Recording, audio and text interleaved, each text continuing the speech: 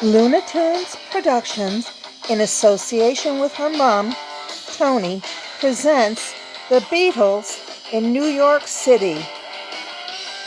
We left off when the Beatles landed at Kennedy Airport in New York, and they're being whisked away to the Plaza Hotel in Manhattan in New York City.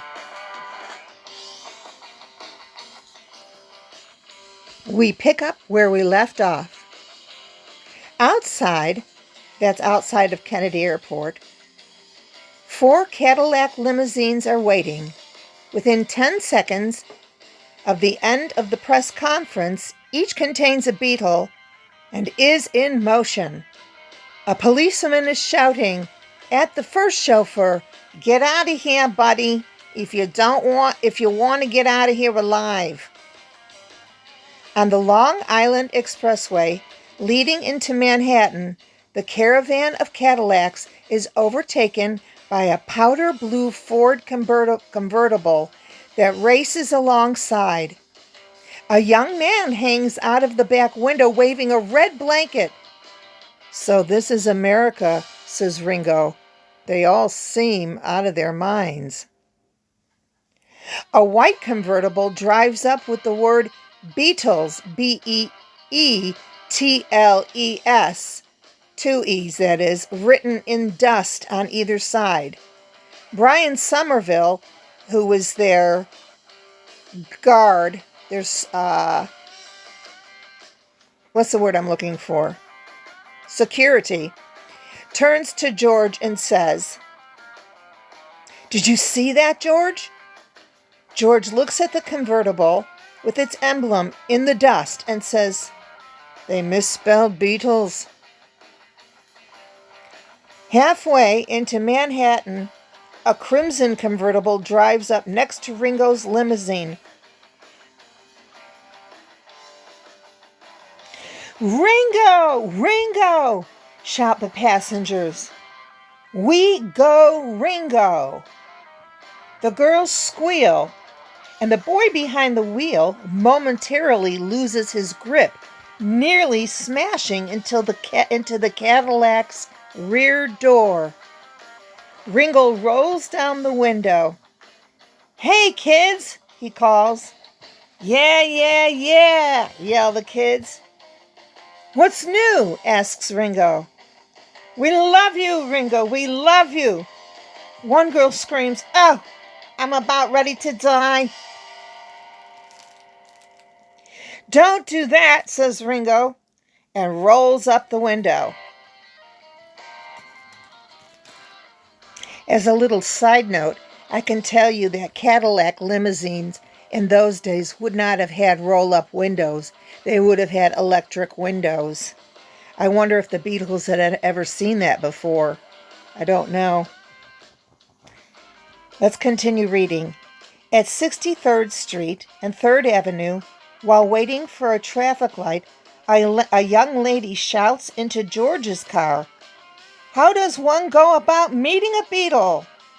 George leans out of the window and says, "One says, 'Hello,'" he says, but the light changes, and the Cadillac lurches ahead towards 5th Avenue and the Hotel Plaza. The Plaza management was petrified. Months ago, they had accepted the Beatles' reservation as businessmen under their own names, checking only that they were financially responsible. When the truth dawned, one of the Plaza executives went on the radio and offered the Beatles to any hotel in New York that wanted them. Oops. My, oh my. They didn't want to be in that situation, did they? During the first hour at the hotel, the Beatles watched films of their arrival at the airport on television and posed for photographers. One of them asked John to lie on the bed and display his boots. "Oh no, Please don't do that at the plaza, pleaded a distraught hotel official. That is not the image we want to project. Don't worry, says John. We'll buy the bed. From the staff bulletin board at the hotel plaza, there was a memo. To all front service, during the stay of the Beatles at the Plaza Hotel, I want extreme caution by all elevator operators as to the type of people you take upstairs to the 12th, 13th, and 14th floors. If in doubt, please call the house officer, assistant manager, or myself. Thank you for your cooperation. Hillary Brown.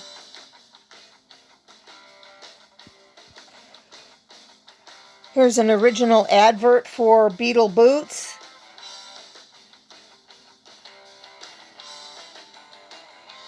And here's a very good picture of what they would have looked like. I remember being little and thought how strange high heels looked on men. Several girls climbed 12 flights of stairs to the wing where the Beatles suite was located. In self-defense, the plaza hired guards to be on round-the-clock duty, and a desk was set up at a DIE entrance to their wing. I don't know what that means. Okay. Why did you pick the plaza? A reporter asks George. I don't know, he replies. I didn't pick it. Our manager did. All I can tell you is that the food is awful. What a cheek, huh?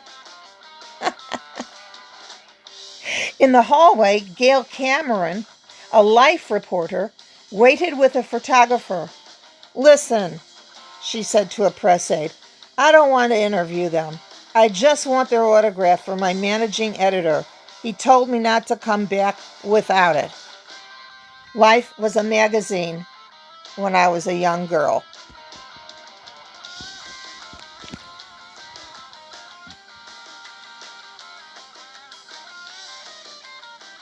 Several doors away is Brian Somerville's suite.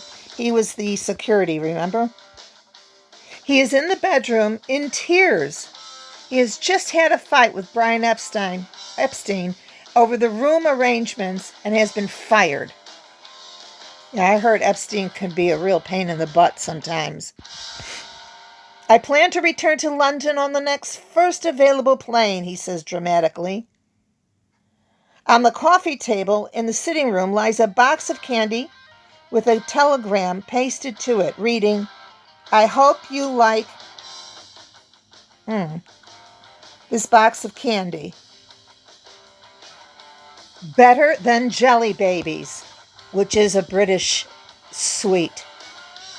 Good luck, Kitty Kurowski.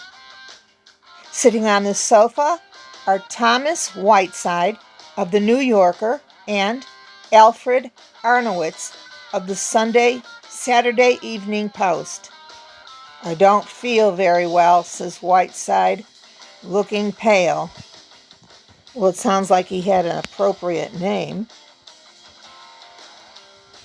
So there's a lot going on at the plaza when the Beatles first get there.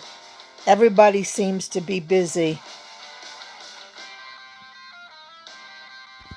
Except the Beatles were trying to watch themselves on TV. Everybody's going a little mental. Man, says Arnowitz, a nervous, bearded type. Don't you sense the excitement here? Somerville has asked the hotel to put all of the Beatles' calls through to his room, and the telephone keeps ringing. A radio station wants to tape 30 seconds of Ringo's conversation. A manufacturer wants to produce Beatle ashtrays. A group of us in the village were wondering if the boys, and another, a promoter in Hawaii wants to book the Beatles for a tour there, and another, this is Miss Gray of Capitol Records. Could you have the Beatles call me at home tonight? Somerville re-enters the sitting room. His argument with Epstein had been resolved, and our security guard for the Beatles is staying on. The phone rings again. A charity organization wants a photograph of a little girl in a wheelchair shaking hands with one of the Beatles. Oh dear, now that is a problem, Somerville says after hanging up. I always hate to have the boys photographed under those circumstances. You know what I mean? They sit in silence for a minute. Then Arnowitz says, "Listen, man, I don't want to talk to them. I just want to stand there and get images." "I'm definitely not well," says Whiteside, and he leaves. Well, considering that nothing like this had ever taken place before, except maybe with Elvis, I can understand how this could have been nerve-wracking. Mr. Whiteside probably needed to go to therapy after that. Lying opened on a table in the Beatles suite is a note, one of hundreds, most of them still sealed. Dear Beatles, here are some questions we hope you will answer for us. 1. John, do you and your wife have any children? 2. Paul, is it true that you have a special girl back in Liverpool? 3. To all four, what do you think of American Girls? To all four of them, do you have an interest in your fans? 5. To all four, when are your birthdays? Number 6. Ringo, where did you get your rings? And how long have you played the drums? 7. To all four, do you see any difference in American fans and those of other countries?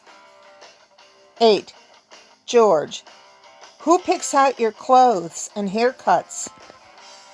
9. To all four of them, what American do you admire? 10. To all four of them, do you enjoy writing your music? And what mood do you do it in? 11. To all four, what is your religion? Sincerely yours, Gail. We get 12,000 letters a day, says Ringo. Yeah, adds John, and we're going to answer every one. Being cheeky again. Here's some of their signatures that I found, their autographs. Neil Aspinall sits in a corner signing pictures of the Beatles. He has perfected their signatures.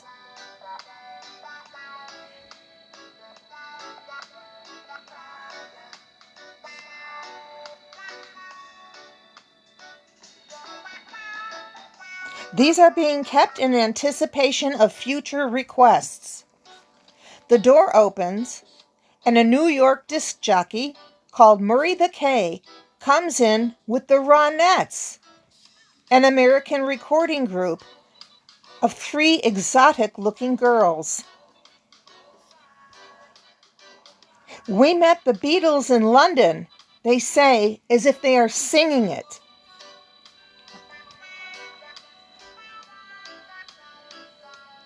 I'll bet those were some different-looking girls for the Beatles, weren't they? Almost everybody in England was British in those days. A short time later, George developed a sore throat, and the hotel doctor ordered him to bed.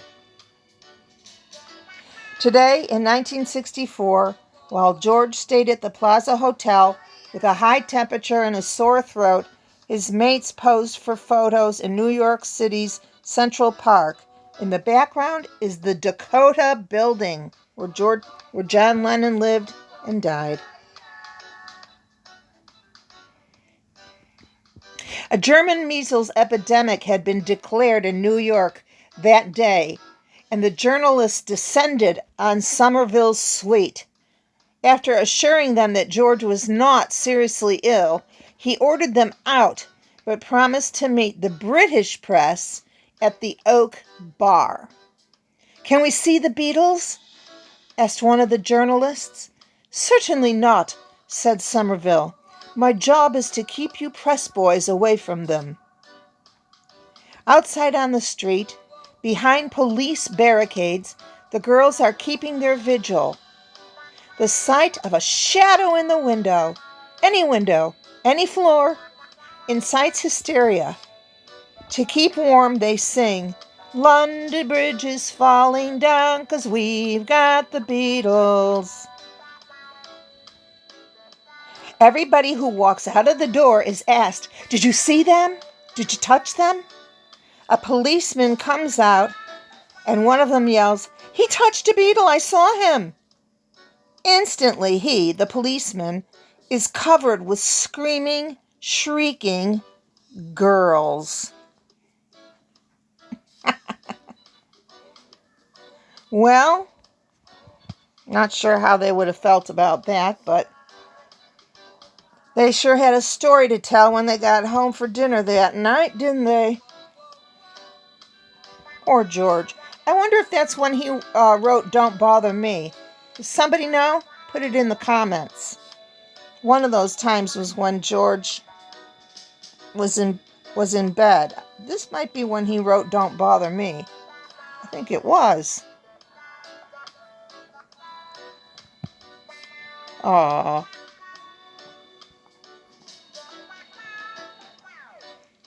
Beatles, please stay here forever.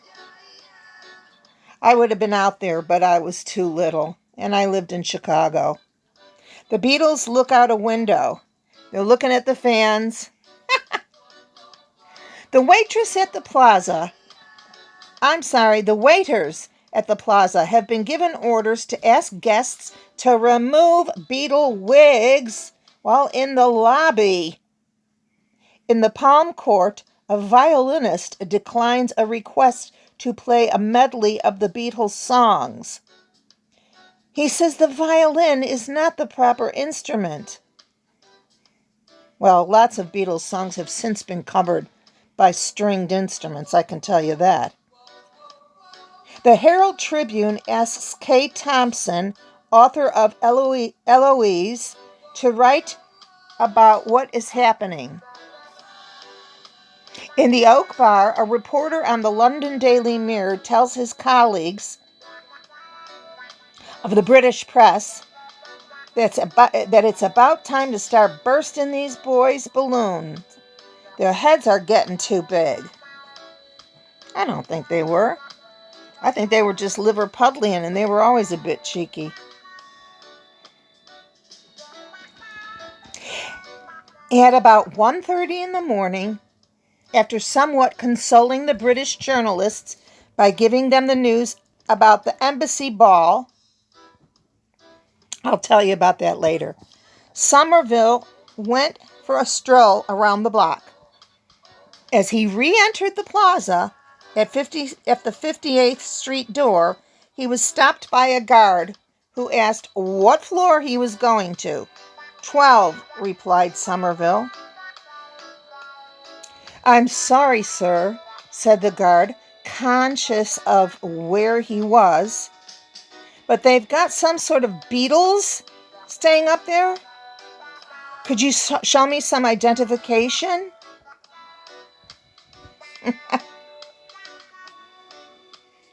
Beautiful hotel for the Fab Four. All right, the Beatles had been asked to play at the British Embassy in Washington, D.C. Or no, maybe they were asked to play at the American Embassy in Washington, D.C. I'm not an expert. The next morning is cold and rainy, but this does not deter nearly 100 of the faithful from maintaining their barricaded vigil on the Fifth Avenue side of the hotel. On the 12th floor, George is still ill in bed.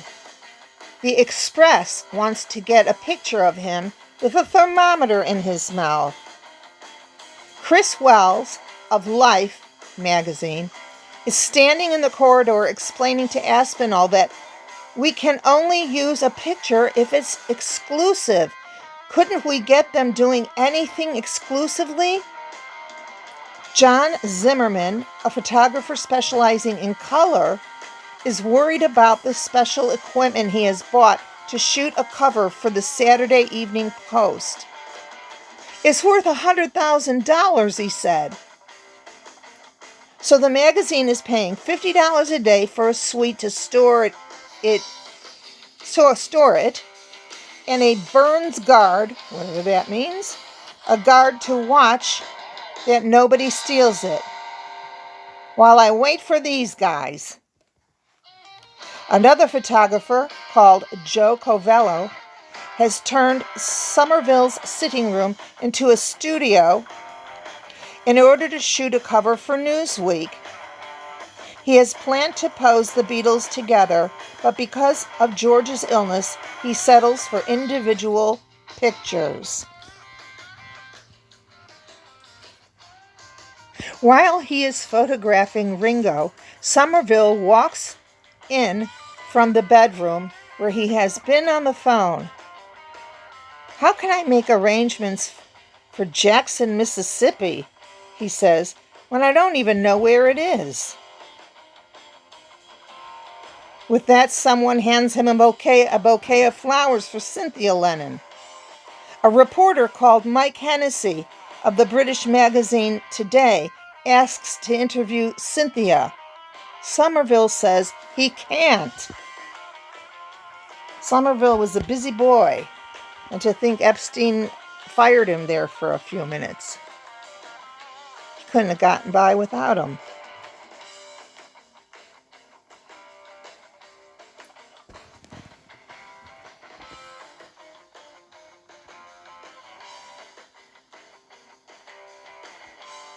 There's a lot of great pictures if you Google images of the Beatles at the Plaza Hotel. If you want to see more photos. That's where I got these. And I just put some pretty frames around them because they were all in black and white, and I cleaned them up a little bit with my high def app. This is what the Plaza Hotel looks like today. So I think we'll stop there. This is the Beatles' first day in America. They touch down. They get on the, what is it called? The Queensway Expressway. And they're headed toward Manhattan. And they get into the hotel. George gets sick. All kinds of stuff is going on. The hotel's going mental. Photographers, reporters, guests wearing Beatle wigs in the lobby. These are some pictures from the book I'm reading to you from. The book is called Love Me Do, and it was John Lennon's favorite book about the Beatles. He said it was, basically the most realistic from his point of view. He told Rolling Stone magazine that in 1970. These are actual pictures from the book of their first tour of the U.S. It was a 2-week-long tour. I was 3 years old, and it had such an impact on people older than me that I still remember it. How about that for a bedroom? I would have loved that. I didn't become a Beatle fan until I was 12. About 9 years later, when I was old enough to understand, and they had already broken up. So now, do you like looking at the book with me instead of just watching all slideshows? You can let me know in the comments. If you like this video, please put a thumbs up, a like, and please subscribe. Like and subscribe. And that's it for now. We don't have that much more of the book to go, but we do have more of the book to go. And this is about the Beatles in the United States during their first tour. Written by a guy called Michael Braun, who is actually an American journalist that was with them. Okay, so take care. I've got some things going this week, but I'll try and do another one. Okay? Bye.